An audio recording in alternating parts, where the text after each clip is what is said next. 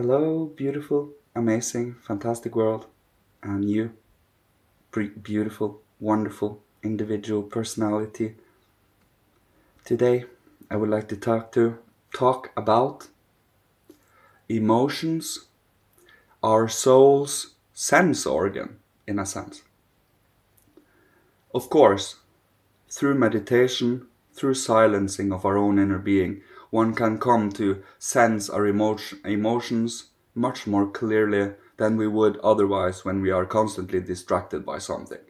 So, when we come into the focus and meditate within our own inner being, and then start feeling and sensing with our in the middleman area, is when we can come to become acquainted with it, because as it stands, it is more of a dreamy state. Just like our will is kind of sleeping to us. That means we barely see our will. We don't see our will impulses. We are asleep to it. But we have our emotions, which is more of a dreamlike state. Take our thoughts, for example. They are pretty much clear cut, very clear pictures, clear imaginations, and so on, when you have thoroughly mastered it, at least.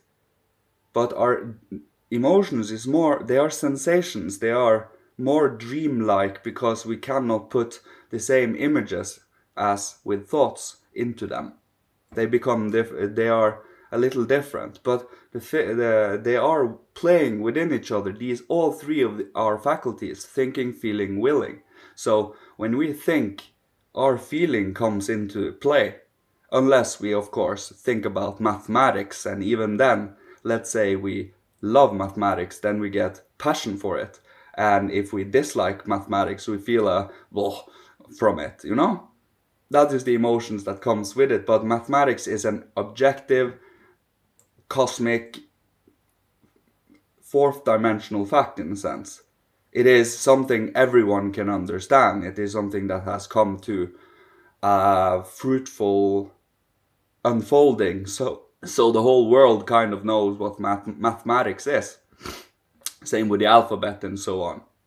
But when you think about, let's say, you go back to a day where you experience something intense and your emotion starts coming into play, that is when you become very much more riled up, in a sense. But to not become fully riled up, one needs to breathe and to hold oneself, to not become feverish and just wishing to get out of the body, in a sense, but staying conscious here. And through breathing, you can sit through the most intense of emotions. For emotions are not something that lasts forever. They come and they go, and when we sit with them in an awake and open and a loving way, compassionate way, these emotions transform to something good, to something beautiful, because you do not fall for the temptation of letting yourself become destructive and just explode outwards, in a sense. You hold yourself in transformation. It is not so that you are stoic and you take whatever happens and then you suppress it down into your subconscious. No, you work yourself through all of these experiences without true reaction, in a sense. It is difficult to explain it, but it is about sitting with our own inner stewing and being able to calm it down through our own inner power, and of course through the power of the Christ Father and the Holy Spirit, because we have a foundation, a strength, a stability, and anchoring through it. Of course, if you don't have anything to hold fast to, then of course you are free pickings. But if you do hold to redemption, paying karma, developing, unfolding your inner potential, unfolding your personality, and your sense for the reality and for the spiritual, and for beauty and for ugliness, for your own inner thinking, feeling, and willing, and for consciousness, for focus, for intention, for attention. So, of course, hold attention to what you are putting your life force into. So, do you put life force into something you want to see come to fruition in this world of goodness, love, and compassion, or do you use your life force on? Because it is all about, do you waste your life force, or do you use it for development? It is about holding strong and fast to morality and goodness, despite that there are adversary forces on this planet. 3 types of adversary forces: spiritual temptation, physical temptation, and ego temptation. And it is all about being able to discern between them. Lucifer is tempting our spirituality. Ahriman is tempting our materialistic nature. And Sorath is trying to take over our ego, so that something else is behind your eyes than you are. You have hollowed yourself out and something else has taken the ego. Of course, this is the last adversary we will go against, the sun demon. And that is the adversary of the Christ, not a true adversary, because he was created to become the adversary of the Christ. That is his purpose. He will dissolve when that is finished. That is how it is. But he will be the most difficult one to handle, because he will be the black magician. The people that has hollowed themselves out in black magic and let Sorath take over are the black magicians. And, well, holding strong to goodness, love, compassion is the ultimate shield against falling for these temptations. It is about holding, but not become an ascetic. That is not, it is too extreme. But on the other hand, not just only follow pleasures either. It is that perfect balance between right to freedom and duty. And more or less love for duty. And what duty you choose to put your life force into is your choice. And it is up to you to find out what is necessary and what is, well, beneficial to the whole world to cultivate and to introduce. So even if you have to, create your own vocation, it doesn't matter, because the mechanical shapes and systems that is put in place today is not human. So we need to introduce something human into it, so that it can dissolve into something organic, to something alive again. I mean, not dissolve, transform. Because as these mechanical forces stand, they are pure repetitions and materialistic surface level observations of happenings and occurrences. But there is no deeper hidden layers to them.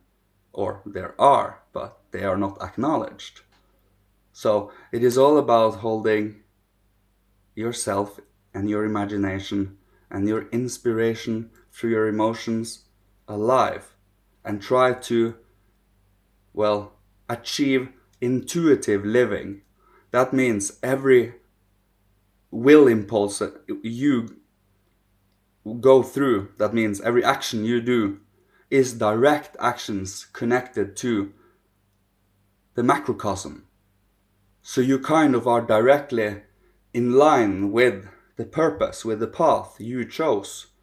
Of course, this is something that requires faith, love, hope, and devotion, and open yourself up to your path and asking about your path to the higher realms, being a little scrutinizing with yourself.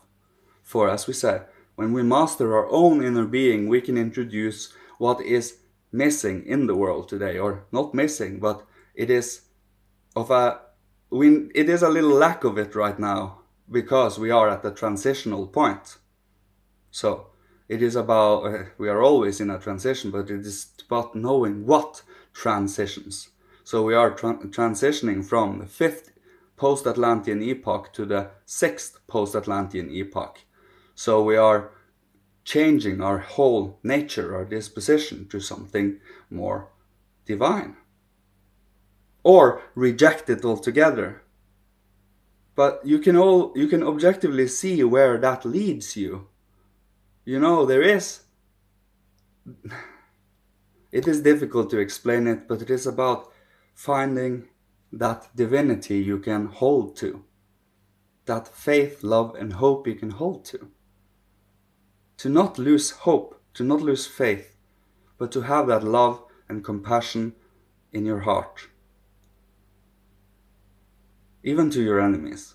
Sending prayers of hope and success, of healing to anyone that might need it, and staying strong in that. For it is easier said than done, but it is something one needs to practice for you don't need to become, kind and warm and compassionate and become weak-willed. That is not, it is not either or. You can be strong and loving. You can be as sturdy as titanium and still be as flexible and as moldable as water. It is all about what you cultivate within yourself, and to not limit yourself to just one or two qualities. That is too one-sided. We are far more flexible and far more multidimensional than that. And it is about us to find out what it is and how we can get a feel for the living cosmos around us. And I will leave you with this today.